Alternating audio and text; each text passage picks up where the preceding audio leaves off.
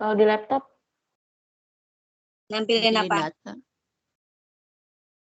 PPT, sorry. Lupa. Seseorang memulai perekaman. Oh, udah. Siapa tuh? Yang mulai ngerekam siapa tuh? Oh. Nggak tahu. Udah belum? Ayo kalau mau dimulai. Udah. Udah belum? Ya, bismillahirrahmanirrahim.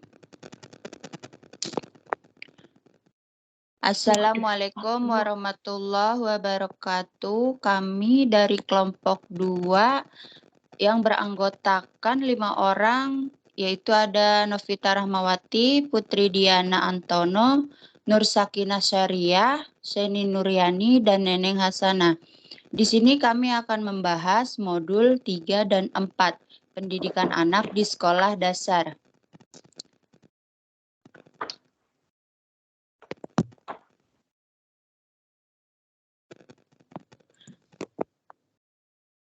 Next, Ki.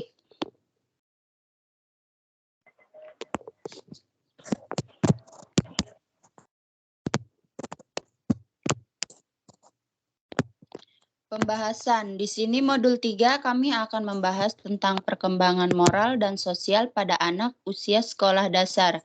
Di modul keempat ada kebutuhan anak sekolah dasar. Modul 3, kegiatan belajar 1, perkembangan moral pada anak usia SD. Perilaku moral berarti perilaku yang menyesuaikan dengan kode moral dari kelompok sosialnya. Moral berasal dari bahasa Latin, mors, berarti tata krama atau kebiasaan. Perilaku moral dikendalikan oleh konsep moral, yakni aturan-aturan dalam bertingkah laku di mana anggota masyarakat berperilaku anormal atau perilaku amoral atau perilaku yang gagal menyesuaikan pada harapan sosial. Amoral adalah perilaku yang tidak menghiraukan harapan dari kelompok sosialnya.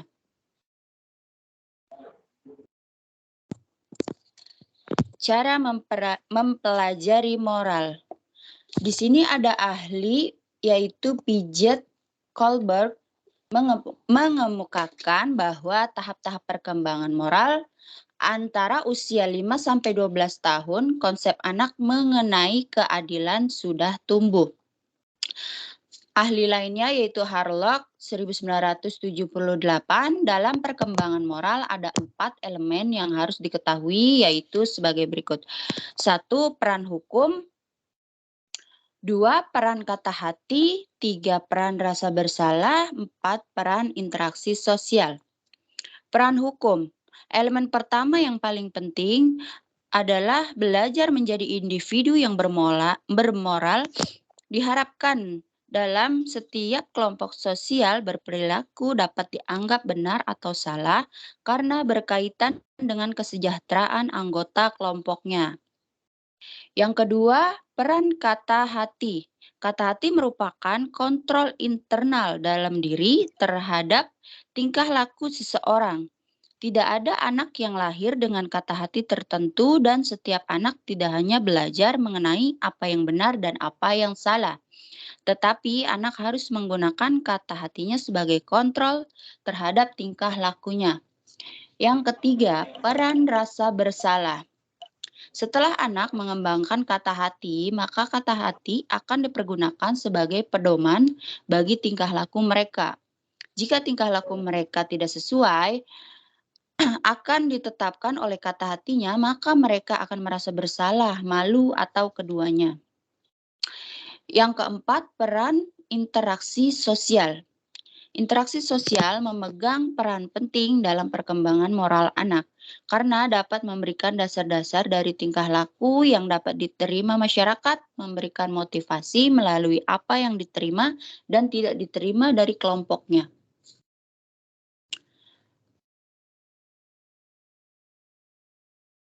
Pengertian disiplin. Tujuan disiplin adalah membentuk perilaku yang sesuai dengan kelompok sosialnya. Konsep yang memandang disiplin sebagai konsep negatif berarti hukuman. Konsep yang memandang disiplin sebagai konsep positif berarti adanya pendidikan, bimbingan, menetapkan disiplin diri dan kontrol diri.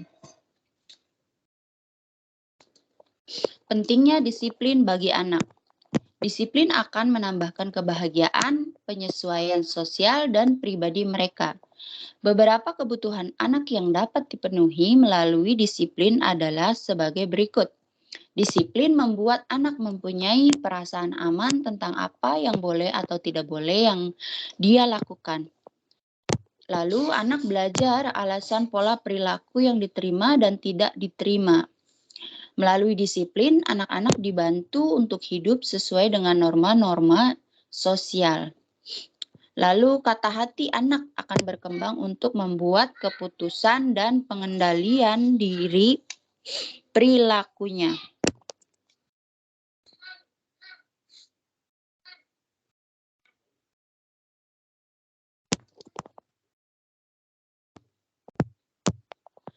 Pemberian hukuman dan penghargaan. Secara psikologis, pemberian hukuman juga tidak akan merusak anak sejauh berkaitan atau seimbang dengan tingkah laku yang diberi hukuman. Fungsi hukuman antara lain, 1. Membatasi anak agar tingkah laku yang tidak diinginkan tidak diulangi. 2. Mendidik. 3. Memotivasi, menghindari terjadinya tingkah laku sosial yang tidak diinginkan. Bentuk hukumannya adalah berbentuk fisik, misalnya pukulan. Yang kedua, mengisolasi anak selama beberapa waktu, misal tidak menonton acara TV yang disukainya. Pemberian penghargaan yaitu memotivasi anak untuk mengulangi perilaku yang baik yang dapat diterima oleh lingkungannya.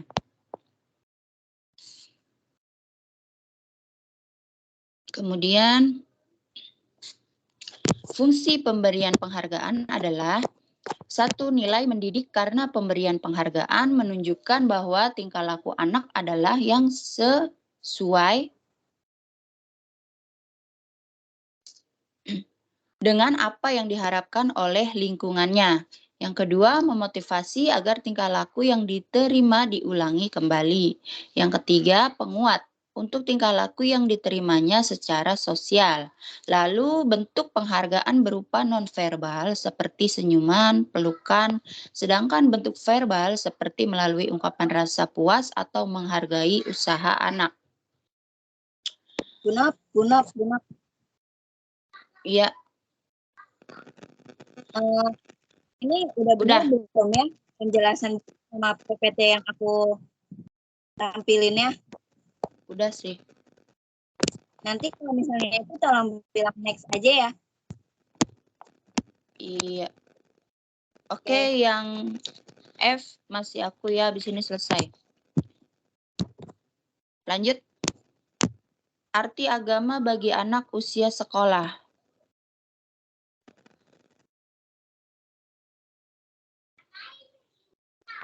Perasaan keagamaan menggerakkan hati seseorang agar ia lebih banyak melakukan perbuatan yang baik. Oleh karena itu, perlu memperkenalkan agama sejak dini pada anak-anak.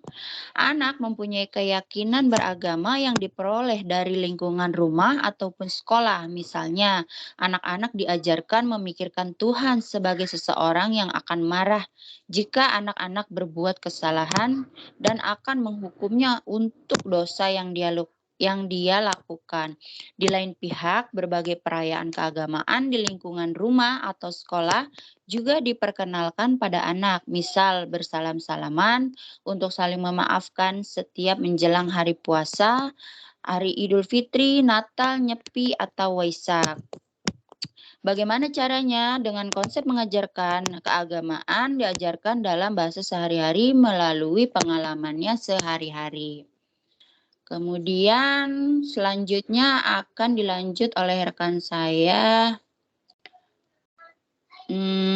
Nur Sakinah Sariyah. Ya. Siapa? Silakan dilanjut. Bukannya B2 masih Bu Novi ya? Si Kiki mah ya udah dilanjutin deh. Lanjut Kirain lagi aku, nih. Ya enggak Bu, kirain aku tuh pembagi pembagian materi juga sekalian pembagian presentasi. Iya, aku lupa sampai mana. Sampai modul Oh. 2 aku ya. Iya. Modul 2. Oke. Modul 2. Modul 3 KB2 ya, sampai KB2. Oke, dilanjut. Modul 3 KB2, penyesuaian diri dan penerimaan sosial.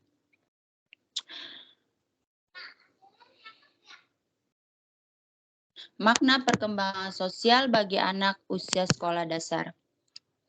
Perkembangan sosial mempunyai arti kemampuan untuk berperilaku sesuai dengan harapan-harapan kelompok sosialnya. Ada 3 proses sosialisasi antara lain, belajar untuk bertingkah laku sesuai dengan cara atau norma yang berlaku. Setiap kelompok sosial memiliki dasar mengenai tingkah laku yang perlu dimiliki anggotanya. Yang kedua, bermain sesuai dengan peran sosial yang diharapkan. Anak pun belajar mempunyai peran dan memahami peran-peran yang ada di lingkungan sekitarnya. Diharapkan ada peran sosial yang diharapkan baik untuk orang tua dan anak maupun guru dan siswanya. Yang ketiga, mengembangkan sikap-sikap sosial. Untuk bersosialisasi, anak harus berlatih menyukai orang lain dan aktivitas sosial. Dengan demikian, anak akan memiliki penyesuaian diri yang baik diterima oleh kelompok sosialnya.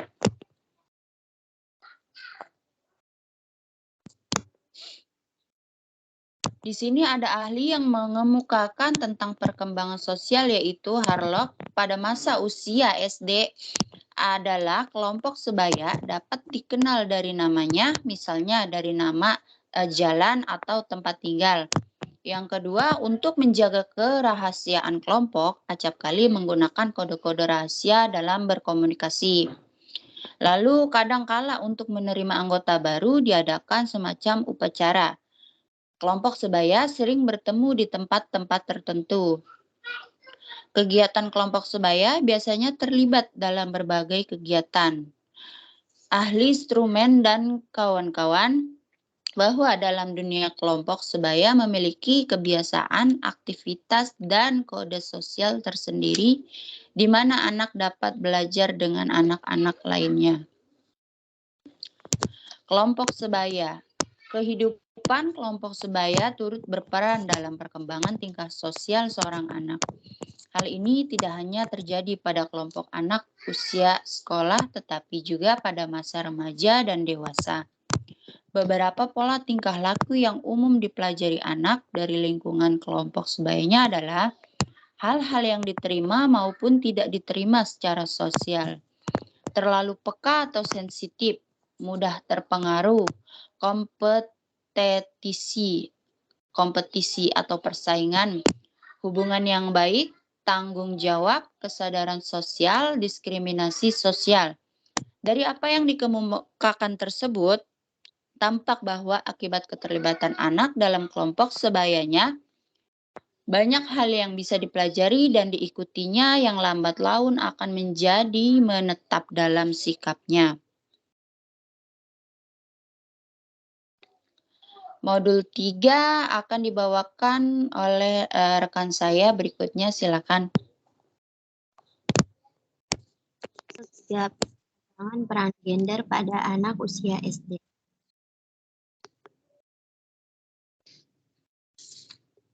Pengertian gender dibagi menjadi dua.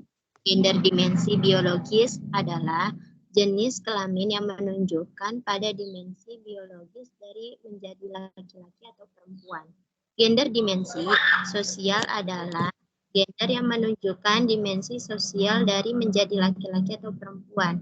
Dua aspek tersebut yang perlu diketahui adalah identitas gender dan peran gender.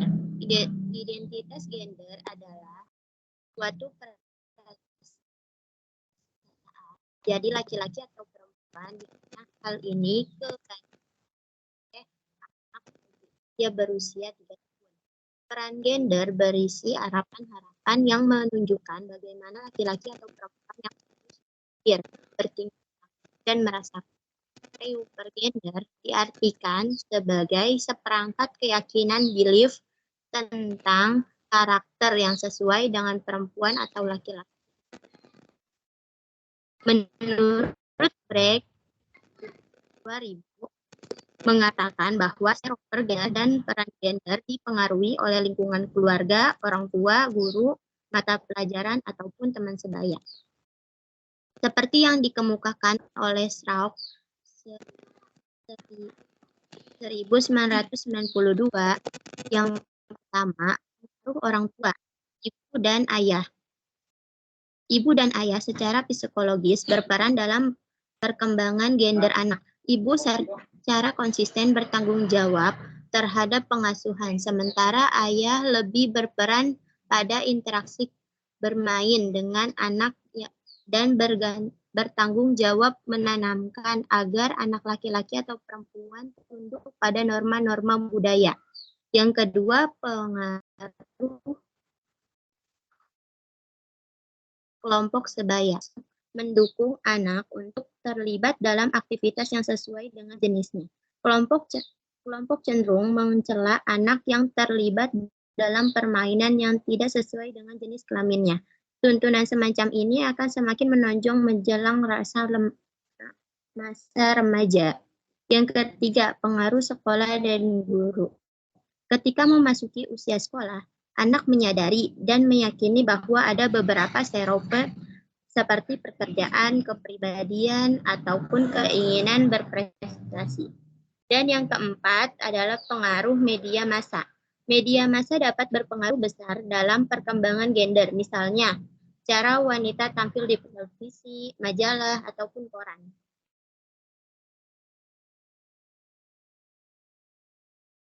B. Gender di usia sekolah.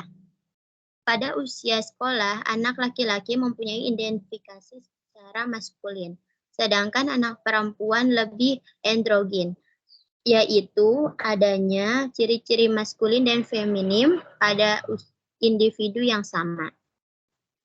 Selanjutnya, mengembangkan stereotip non-gender pada anak. Untuk mengurangi stereotip gender pada anak, perlu dilakukan beberapa cara oleh orang tua ataupun guru. Misalnya, orang tua maupun guru dapat membantu anak-anak untuk lebih mengenal peran gender laki-laki dan perempuan. Orang tua atau guru hendaknya menghargai apapun yang dilakukan anak karena dia anak laki-laki dan perempuan. Selanjutnya, modul 4 akan dilanjutkan oleh teman saya.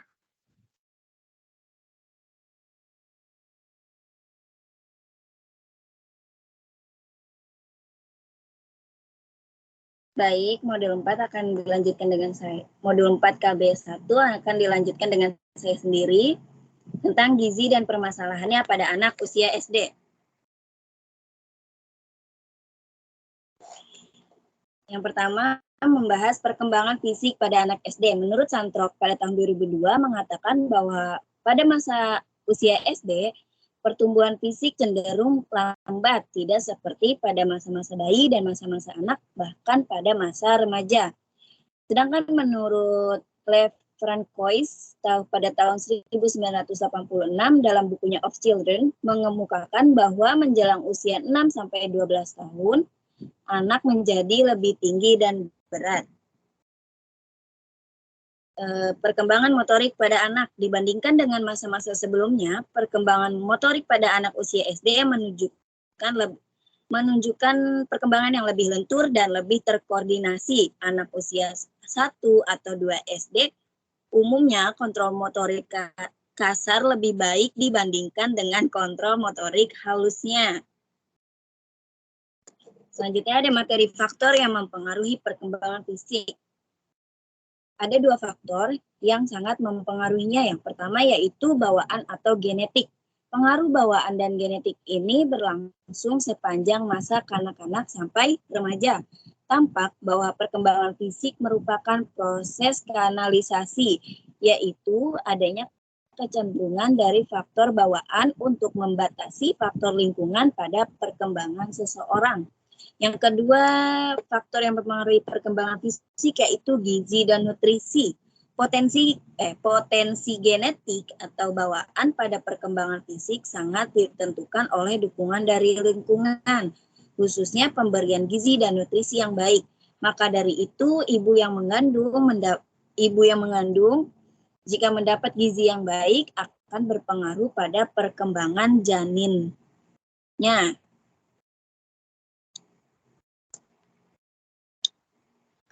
Hal-hal yang berkaitan dengan gizi, yaitu 1. Kebutuhan gizi anak usia SD. Dilansir dari Kids Health, kebutuhan nutrisi untuk anak-anak usia 6-12 tahun adalah sekitar 1.600 sampai 2.200 kalori per harinya, tergantung seberapa aktifnya anak-anak usia tersebut. Terus yang kedua, kekurangan gizi atau malnutrisi. Anak yang kekurangan gizi akan berkembang lebih lambat. Pertumbuhan jaringan otak akan berpengaruh, sehingga hal tersebut akan mempengaruhi fungsi mental anak.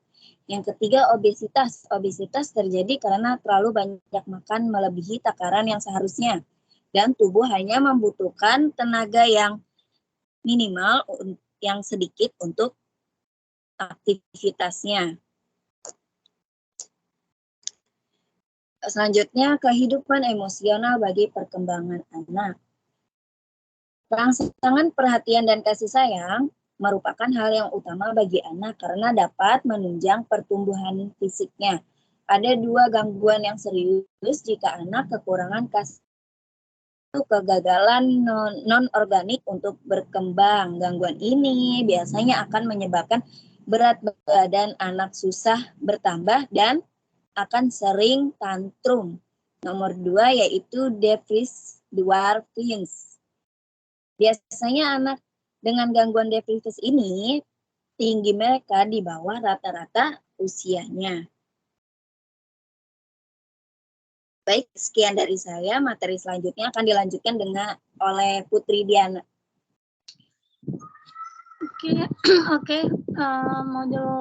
Modul 4 KB2 yaitu hubungan kesehatan, prestasi, dan belajar. Hubungan gizi dengan kesehatan. Kenyataannya kesehatan gizi atau nutrisi. Ada suaranya nggak, Kak?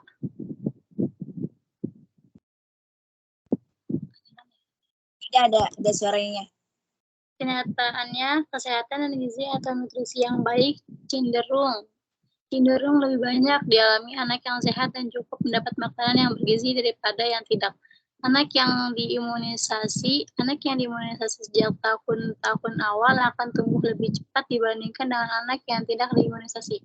Sebagaimana diungkapkan pada kegiatan belajar yang lalu, ketegangan emosional yang dialami ibu atau orang tua akan berpengaruh pada pertumbuhan anak.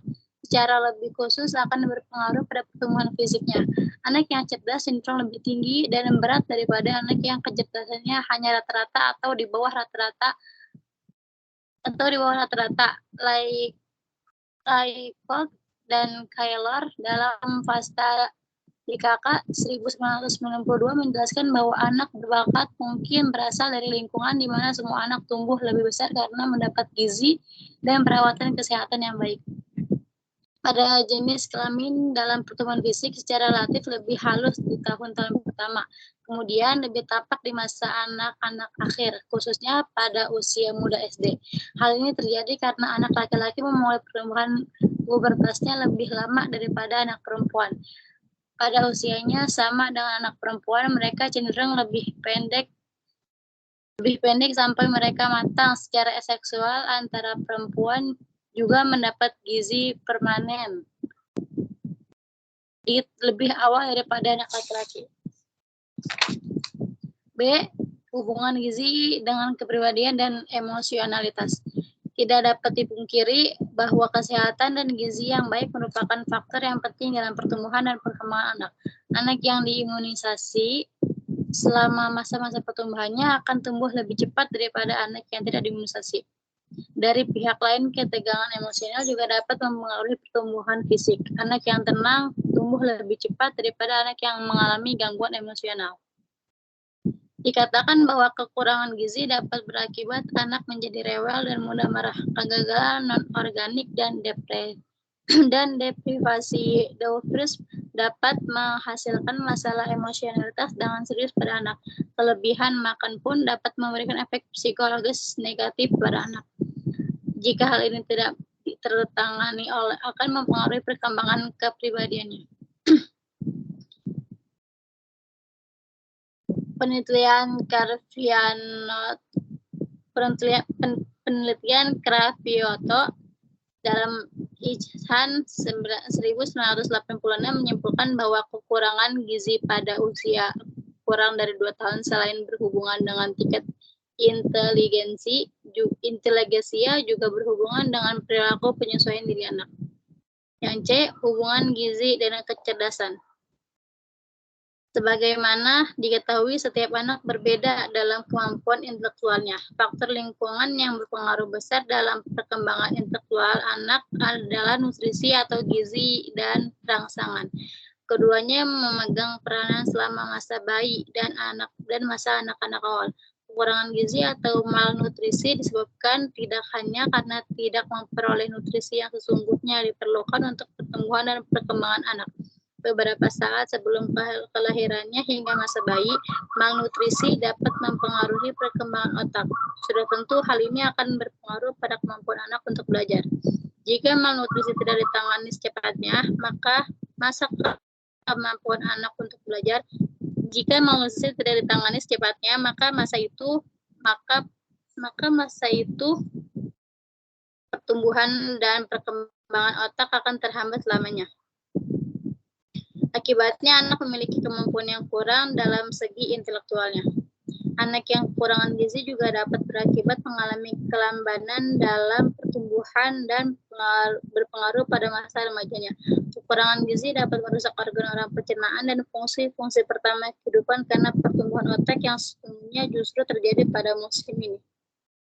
Menurut Fasta dan kawan-kawan 1992, penelitian Sumantri 1978, Sosmalijah 1986 menunjukkan bahwa kekurangan zat besi, anemia, dapat mempengaruhi kemampuan menalar, prestasi belajar, dan konsentrasi.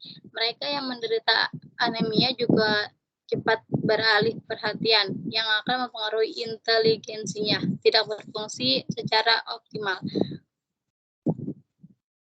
Beberapa penelitian lain sebagaimana dikemukakan Ihsan 1986 menunjukkan bahwa anak prematur yang dilahirkan dengan berat badan kurang dari 1.500 gram, lebih dari setengahnya mengalami gangguan perkembangan inteligensinya. Selain itu, disebutkan pula bahwa kekurangan gizi yang terjadi pada usia di bawah 2 tahun ternyata berhubungan dengan inteligensia yang kurang. Di lain pihak, Chess dalam Ihsan 1986 menyimpulkan pula bahwa apabila anak baru mengalami kekurangan gizi setelah masa perkembangan otak yang pesat, maka gangguan perkembangan inteligensinya tidak terjadi. Namun demikian, pemberian gizi yang baik tetap harus diberikan. Berbagai penelitian menunjukkan bagaimana kondisi kekurangan gizi dapat berpengaruh pada perkembangan inteligensia sebagai bagian dari perubahan fisik di otak karena berpengaruh dari tingkat energi. Pada bayi umumnya lebih acuh tak acuh atau lesu, seolah-olah tidak ada energi untuk berinteraksi sosial. Anak harus belajar tentang lingkungannya. Sikap acuh tak acuh mereka mungkin karena adanya kerusakan di saat periode kritis dalam perkembangannya. Menurut Cravioto dan Arieta 1986 dalam Fasta 1992, kekurangan protein yang cukup parah dapat menghasilkan berbagai penyakit dan hambatan seperti retardasi mental, sementara kekurangan protein atau diet yang tidak tepat dapat menunjukkan tanda-tanda yang nyata secara fisik dan mental. Menurut Basikor 1970 dalam Stroman 1983, dengan demikian dapat disimpulkan bahwa gizi berperan terhadap tingkat kecerdasan seseorang maupun kinerja anak dalam suatu tes. Oleh karena itu, diet yang tidak seimbang juga dapat berpengaruh pada kinerja tes anak usia SD yang khususnya berpengaruh pada kesehatan, ketekunan, dan perhatian.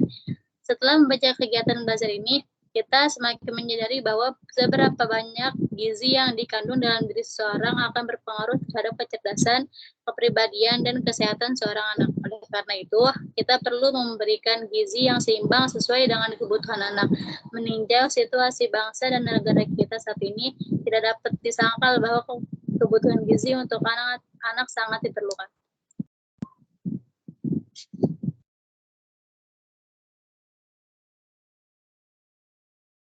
Udah ya, Kak?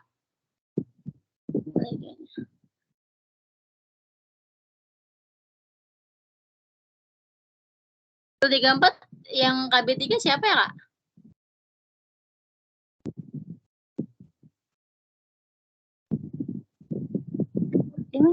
Kak, ini modul 4 yang KB3 bagian siapa ya? Iya. Aku juga bukan. Iya, bagian juga saya. Ya? Oh, bagian. Ya. Oke. Ya, makasih Putri.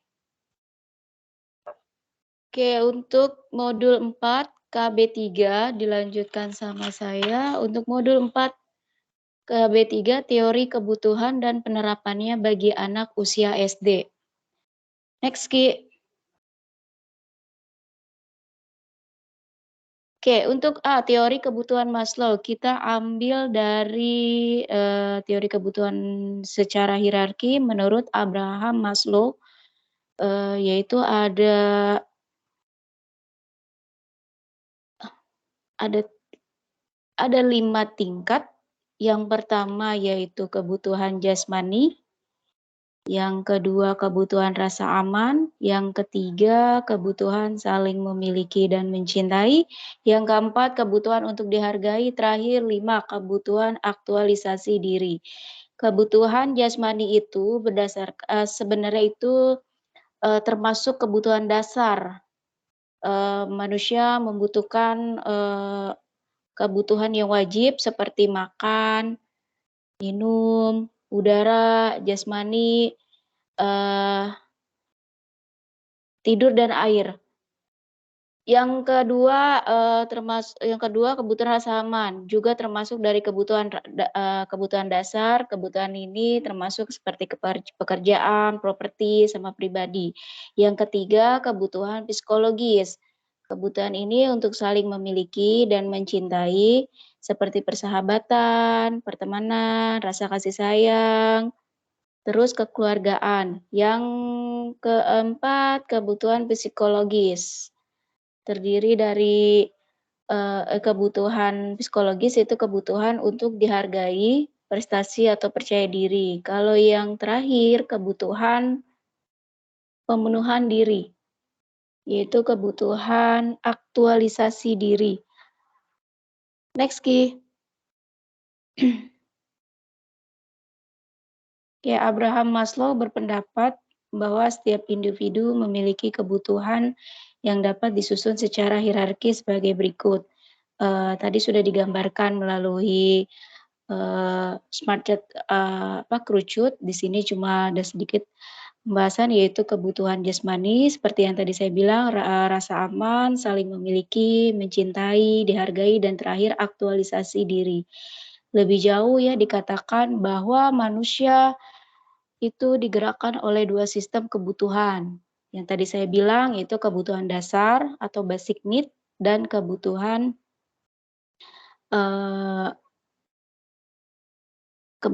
dasar basic need yang merupakan kebutuhan fisiologis, makan minum, dan fisiologis rasa aman, cinta, dan penghargaan. Sedangkan kebutuhan yang lebih tinggi, multi-need, dianggap sebagai kebutuhan untuk berkembang, karena kegiatan-kegiatannya berhubungan dengan kegiatan kekurangan tetapi diperlukan untuk berkembang. Oke, next, Ki. Oke, ahli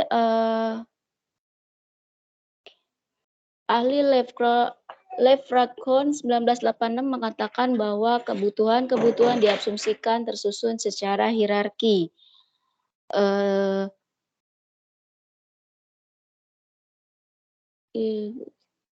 Di mana multi-need tidak akan tercapai sampai kebutuhan dasar terpuaskan. Ahli Hacker 1991 dalam Pinterich dan Scan 2008 mengatakan hierarki kebutuhan sejalan dengan tugas-tugas perkembangan dari perkembangan kehidupan seseorang, di mana kebutuhan fisik lebih diutamakan pada masa bayi, masa remaja hingga dewasa. Di antara kebutuhan tersebut, kebutuhan aktualisasi merupakan kebutuhan terpenting untuk memahami perkembangan anak dan perkembangan kepribadian seseorang. Oke, menurut Maslow ini, kebutuhan ini merupakan karakteristik yang ditandai dengan tidak adanya kepribadian yang menyimpang. Oke, yang B, motivasi insentif. Telah dijelaskan, motivasi ini merupakan suatu kecenderungan di dalam diri seseorang untuk bertindak mencapai suatu tujuan konkret guna memuaskan kebutuhannya.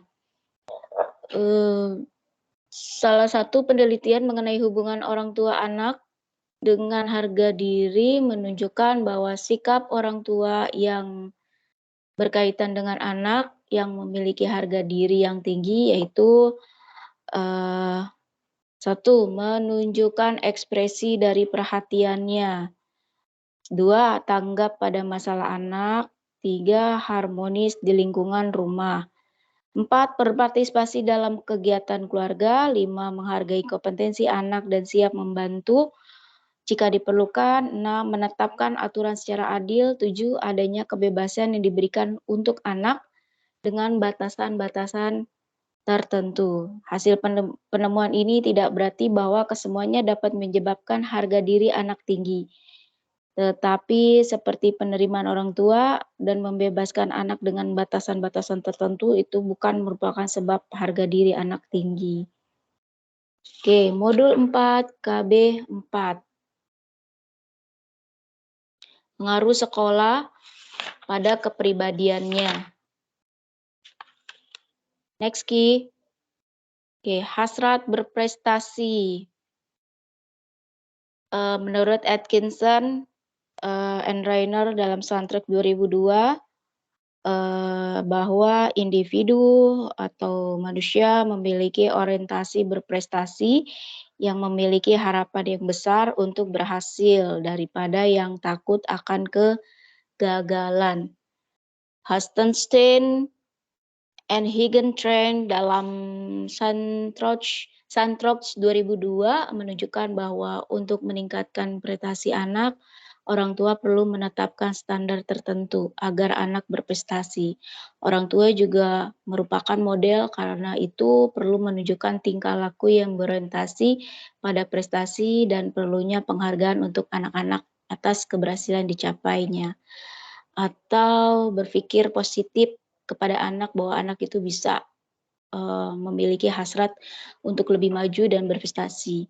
Yang B, motivasi intrinsik dan ekstrinsik.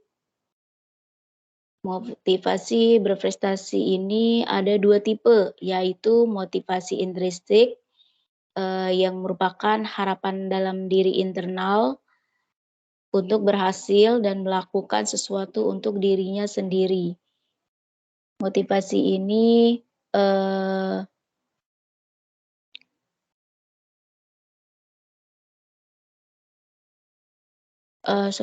Dan yang kedua, motivasi ekstrinsik yang dipengaruhi oleh penghargaan atau hukuman dari luar diri atau eksternal.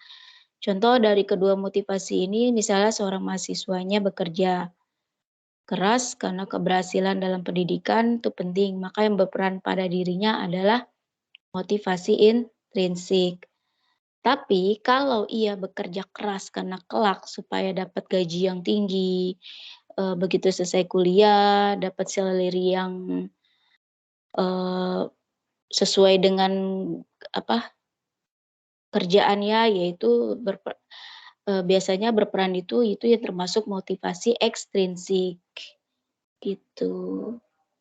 Oke, berdasarkan Lepper dan Hodel mengemukakan 4 sumber dari motivasi intrinsik, yaitu 1. Tantangan. Berbagai aktivitas yang menantang keterampilan siswa dapat memotivasi siswa secara intrinsik. Keberhasilan dalam mencapai tujuannya atau sesuatu yang menantang dapat membuat siswa menjadi lebih mampu berkompeten sehingga meningkatkan self-efisiensinya atau kesadaran diri seseorangnya akan kompetensi. Demikian, siswa akan lebih menemukan tujuan-tujuan baru yang menantang, yang melibatkan motivasi intrinsiknya. Yang kedua, rasa ingin tahu atau rasa penasaran. Rasa ingin tahu dapat dibangkitkan melalui kegiatan yang memberikan informasi atau ide-ide siswa yang berbeda dengan apa yang telah diketahui atau dipercaya siswa selama ini. Biasanya keadaan ini akan menimbulkan suatu ketidakcocokan atau keganjilan sehingga membuat siswa perlu mencari informasi yang tepat, yaitu mencari informasi untuk menyelesaikan perbedaan tersebut. Yang ketiga, kontrol. Kegiatan yang memberikan siswa untuk mengontrol hasil prestasinya dapat meningkatkan motivasi intrinsiknya. Anak tidak akan termotivasi untuk mengikuti suatu kegiatan jika ia percaya bahwa usahanya tidak sesuai dengan hasil yang dicapai. Pandangan mengenai kurangnya kontrol diri dapat dikaitkan dengan perasaan bahwa seberapa besar usaha yang diberikan pasti akan menunjukkan kegagalan. Terakhir, fantasi atau daya khayal siswa. Motivasi intrinsik dapat dikembangkan melalui kegiatan yang melibatkan siswa untuk berfantasi atau berimajinasi dalam kegiatan simulasi atau permainannya. Kegiatan seperti ini dapat dilakukan di luar sekolah, seperti di lapangan, karena hal ini lebih bermanfaat dan lebih membuat para siswa atau peserta didik lebih berpikir bahwa belajar itu kegiatan belajar itu dapat lebih efektif, lebih menyenangkan. Kegiatan belajar dapat diterapkan di luar lingkungan sekolah, kegiatan yang dapat dilakukan di dalam kelas, misalnya pelajaran sejarah, atau yang diminta untuk membuat suatu kegiatan drama tentang perang di Ponorogo.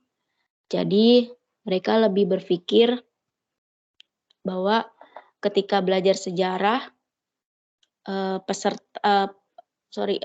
guru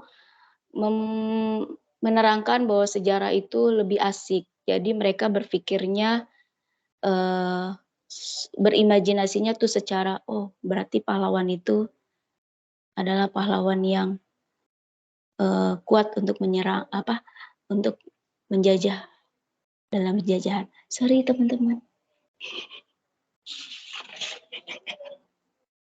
Next C. Next Ki. Orientasi mastery dan orientasi helpless. Orientasi mastery berperan dalam diri seseorang. Henderson and Dweck 1990 yang merupakan ahli psikologi perkembangan menemukan bahwa anak-anak dan remaja ditemukan dua reaksi yang berbeda dalam menghadapi suatu tantangan. Orientasi helpless atau tidak berdaya menunjukkan anak yang terjebak dalam pengalaman yang menyulitkan, maka mereka menghubungkan kesulitannya dengan ketidakmampuannya. Jika anak ini dihadapkan pada soal yang sulit, ia akan mengatakan, saya tidak mampu melakukan ini, walaupun ia sebenarnya pernah menunjukkan keberhasilannya. Jika suatu ketika ia memandang perilakunya sebagai suatu kegagalan, anak akan merasa cemas mengenai situasi dan kinerjanya. Sementara itu, orientasi mastery menguasai sesuatu menunjukkan anak yang berorientasi pada tugas, anak mementingkan kemampuannya. Anak juga memusatkan perhatiannya pada strategi belajarnya. Anak yang berorientasi mastery ini selalu berusaha untuk memusatkan perhatiannya, berpikir dan bertindak hati-hati dan mengingat strategi yang pernah dilakukannya. Mereka cenderung merasa tertantang dan senang menghadapi tugas-tugas yang penuh tantangan. Oke, next.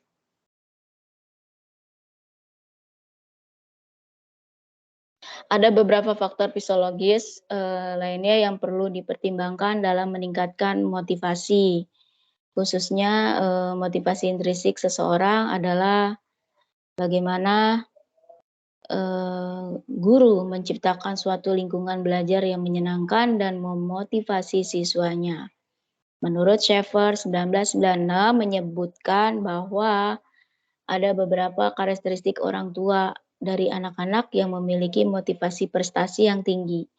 Karakteristik tersebut adalah hangat,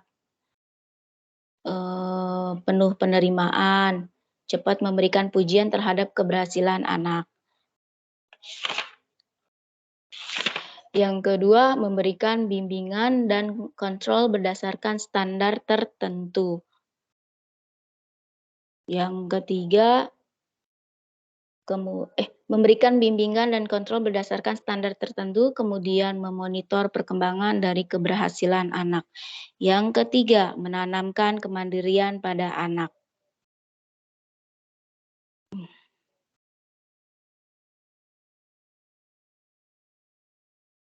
Oke, next Ki.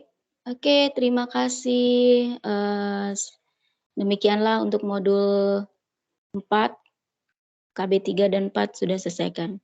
Saya lempar kembali ke Ibu Novi.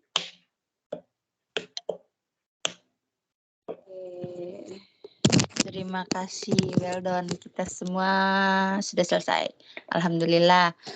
Terima kasih Pak Haji Satimin, Master Pendidikan yang telah menuntun kami semua dalam mata kuliah pendidikan anak di SD. Kurang lebihnya kami mohon maaf. Kami dari kelompok 2 yang membawakan modul 3 dan 4 mengucapkan terima kasih. Ya teman-teman, kita bisa semua menutup ya. Terima kasih teman-teman. Assalamualaikum warahmatullahi wabarakatuh. Waalaikumsalam warahmatullahi wabarakatuh. Oke, kita Nanti dulu. live semua. Apa? Bu nanti tidur. Rekamannya dimatiin aja. Oke. Ya udah Kiki matiin. Terus? Ya, ini Kiki coba dulu ya. Kiki coba upload di YouTube Kiki. Tapi ini tolong bantu editin di PPT yang terakhir Bu Novi kasih ya. Apanya tuh? Ini kan nanti aku upload di YouTube. Habis itu ntar linknya aku share di grup. Habis itu nanti ada yang tolong editin, taruh linknya itu di halaman terakhir ini nih. Di bawah thank you-nya. Oke. Ya. Ini yang do you have any question-nya dihapus aja. Soalnya kan Kiki ini nggak ada laptop. Ki, bukannya beda link itu, beda iya, makanya. Beda Word. Nggak di PPT-nya. Kan 2 file ya? Iya, 2 file. Iya. Jadi bisa. Jadi kita copy paste aja di Word. Oh, Kiki kira kemarin Pak Satimin bilangnya nanti kumpulin PPT, di akhir PPT-nya ditaruh link gitu. Kiki ngehnya gitu. Maksud dia di bawah di bawah PPT. Iya, di bawahnya. Jadi ada 2 file gitu. Bener. Soalnya kalau di link terakhir di PPT-nya nanti dia scroll satu-satu malah ribet dianya tahu. Nah, iya. Nanti disangkanya kita nggak ngasih link itu. Iya. Jadi kita ada 2. Di situ kan maksimal 2 file ya. Jadi kita upload lagi 1 lagi. Iya. Oke. Sebelum upload ke YouTube, ada yang bisa dipotong nggak? Kayaknya yang awal. Yang awal, kalau ini yang dari apa sih rekaman aku sih kayaknya udah langsung dari assalamualaikum gitu dah. Jadi kayaknya nggak usah dipotong, nggak masalah sih. Atau ada yang pinter ngedit gitu, yang kayak jelek-jelek di crop gitu. Iya, aku juga nggak bisa tuh kayak gitu. Sama, tapi ya Ki, kalau menurutku kalau diupload di YouTube itu kan iya nggak semua orang langsung ngedengerin dari awal sampai akhir juga kan? Iya. Ya kan kita tapi ini mah seru juga YouTube tahu, cuma seru juga ada iklan-iklan tadi kita cerewetnya. Iya nggak apa-apa sih, makanya ntar ya paling mereka juga ngerti lah di skip paling ya. Kalau yang di luar materi. gak usah Kalau menurut aku, iya Intinya hajar ada yang bre nonton sih. nggak? Intinya ada yang nonton. Justru begitu kan. Pasar Timin kan cuma butuh linknya doang kan? Dah. Iya, iya kayak gitu Ki aja berapa sih. menit Ki? Direkam? 42 menitan lah, Wow. lama. lumayan. Upload YouTube-nya lumayan itu. Iya. Iya, makanya nih Kiki coba dulu, ntar kalau nggak bisa nanti tolong dibantu sama yang lain ya. Oke. Ya udah yang kirim penting aku aja, juga punya. kirim aja rekamannya. Ntar Oke, di grup deh di-share. Sekarang ya. Iya. Oke. Tahun depan. Ayo. Ya ini ngomong-ngomong kita ada ya sejam lebih ya. Sampai setengah 9 Ada. loh. Iya, Dari ada. jam 7, sejam setengah. 30 menitnya ngobrol. Tadi nyari jaringan. Iya, benar-benar. Saya Ini ini si sama Putri dia diam Ana aja. diam aja. Iya, makanya baru ngomong. Aduh, Sama kita Ya, belum, rame. Udah, tenang aja. Belum, ntar. Anak udah manggil aja. Berisik banget lagi. Kayaknya nih di videonya ada suara bocil dah.